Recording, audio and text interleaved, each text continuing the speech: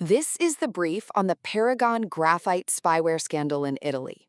Imagine if someone had the master key to your entire digital life, because that's exactly what graphite is. A military-grade digital weapon turning smartphones into open books, triggering a massive crisis around press freedom and government overreach. First, let's talk about the targets and this terrifying zero-click technology. It hit Italian journalists Francesco Cancellato and Ciro Pellegrino from fanpage.it, plus NGO activists Luca Casarini and Giuseppe Caccia from Mediterranea. Using an Apple vulnerability known as CVE 2025-43-2000, victims don't even have to click a link to get infected. It's not a traditional wiretap, it's a digital burglar silently moving into your filing cabinet to read your past, present, and future data. Second, consider the massive chilling effect this creates.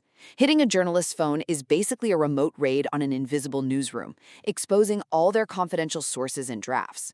So what happens when whistleblowers realize their secure channels aren't actually secure? You don't need to formally censor a newspaper to silence the press. You just have to make people too terrified to speak. Finally, this exposes a crazy accountability black hole in the surveillance chain.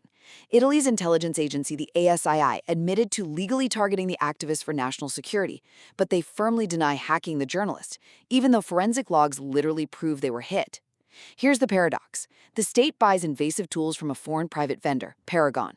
But thanks to missing server logs and opaque infrastructure, the government can't actually verify who is using them. They bought the surveillance, but they definitely don't govern it. Ultimately, when democratic governments rely on unchecked, outsourced digital weapons, they risk dismantling the exact freedoms they claim to protect.